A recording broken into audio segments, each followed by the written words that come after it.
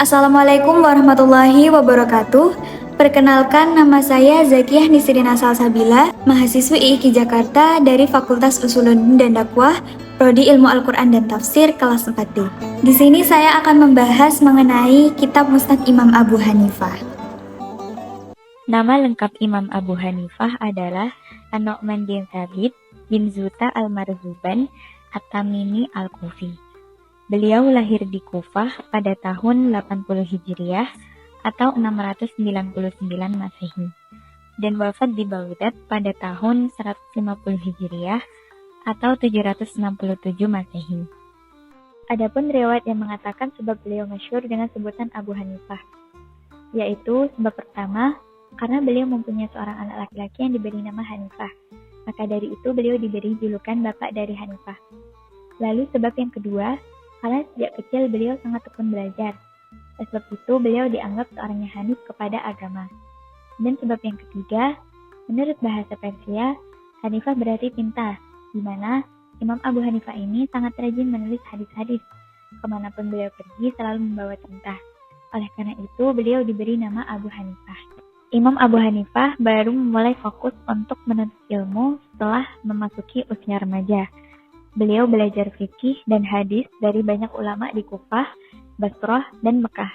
Ketika di Kufah, Abu Hanifah berguru kepada Hamad bin Abu Sulaiman selama 18 tahun. Kemudian saat di Basrah, Abu Hanifah berguru kepada Syu'bah dan Sufyan Ats-Tsauri. Dan di Mekah, Abu Hanifah berguru kepada Atha bin Rabbah. Selain itu, Abu Hanifah juga banyak memperoleh ilmu dari kalangan ulama terkenal Ahlul Bait, seperti Zaid bin Ali, Muhammad Al-Bakir, dan Ja'far As-Shadiq. Seperti yang kita ketahui, bahwa Imam Abu Hanifah merupakan ulama besar yang dikenal sebagai pendiri mazhab Hanafi. Kebesaran nama beliau juga disebabkan oleh peran para muridnya yang telah mengembangkan dan meneruskan setiap pemikirannya. Di antara muridnya yaitu Abu Yusuf Al-Qadi, Muhammad bin Al-Hasan Asy-Syaibani, Yazid bin Zurai, dan lain-lainnya. Kemudian masuk ke dalam pembahasan kitab Musnad Abu Hanifah. Jadi Musnad Abu Hanifah ini adalah salah satu dari buku hadis tertua yang dikaitkan dengan Imam Abu Hanifah. Buku tersebut tidak langsung ditulis oleh Imam Abu Hanifah sendiri, melainkan disusun oleh murid-muridnya, terutama oleh Imam Abu Yusuf dan Imam Muhammad bin Al-Hasan Asy-Syaibani. Kitab ini memuat hadis-hadis yang diriwayatkan oleh Imam Abu Hanifah. Kemudian kitab ini diurutkan berdasarkan bab-bab ilmu fikih oleh Muhammad bin Abid As-Sindi dan disyarah oleh Mula Ali Al-Qari. Namun yang akan kita bahas di sini adalah Musnad Abu Hanifah yang berjudul Musnad Imam A'zam yang diterjemahkan oleh Maulana Muhammad Zafar. Musnad ini terdiri dari 33 bab yang memuat 523 hadis. Nama Musnad Abu Hanifah merujuk kepada metode penyusunan kitab berdasarkan urutan perawi dari sahabat Nabi, yang mana istilah musnad menunjukkan bahwa kitab ini mengandung hadis-hadis yang memiliki sanad yang bersambung hingga Rasulullah SAW. Hal ini yang membedakannya dari kitab-kitab hadis lainnya, seperti Sahih Bukhari dan Sahih Muslim, yang lebih menekankan pada tingkat keabsahan hadis. Kemudian kitab ini dijelaskan lebih lanjut oleh Mula Ali Al-Qari melalui Musnad Imam A'zam, di mana penjelasan tersebut digunakan untuk menafsirkan hadis-hadis dalam kitab Musnad Abu Hanifah, termasuk dalam meneliti sanad dan makna hadis dari perspektif fikih Hanafi.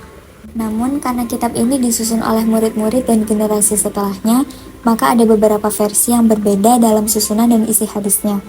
Nama kitab ini juga mengalami variasi karena disusun oleh berbagai ulama. Dan penamaan kitab ini juga mencerminkan upaya para ulama dalam mengabadikan riwayat hadis yang dikaitkan dengan Abu Hanifah, agar tetap diakui sebagai bagian dari warisan keilmuan Islam. Musnad Abu Hanifah memuat sekitar 500 hadis yang diriwayatkan oleh Imam Abu Hanifah melalui berbagai sanad. Isi kitab ini terdiri dari hadis-hadis yang berkaitan dengan berbagai aspek hukum Islam. Musnad Abu Hanifah tidak disusun seperti Sahih Bukhari ataupun Sunan Abu Dawud yang mengelompokkan hadis berdasarkan tema atau bab. Tetapi kitab ini, hadis-hadis dikelompokkan berdasarkan perawi utamanya. Namun dalam syarah Musnad Imam A'zam, Mula Ali Al-Qari menyusun hadis-hadis tersebut berdasarkan kategori berikut. Yang pertama, hadis-hadis tentang keimanan dan dasar-dasar Islam. Kedua, ada hadis-hadis tentang ibadah. ketiga hadis-hadis tentang muamalah dan hukum sosial, dan yang keempat hadis-hadis tentang akhlak dan adab. Dalam syarahnya, Mulla Ali Al-Qari memberikan analisis terhadap sanad dan matan hadis, serta menjelaskan relevansi hadis dengan mazhab Hanafi. Semua hadis dalam kitab ini diriwayatkan dari Imam Abu Hanifah, baik melalui murid-muridnya maupun ulama lain yang meriwayatkan darinya. Imam Abu Hanifah dikenal sangat selektif dalam menerima dan meriwayatkan hadis. Beliau menyaring hadis-hadis dari sekitar 40.000 riwayat dan hanya memilih yang dianggap sahih dan dapat diamalkan.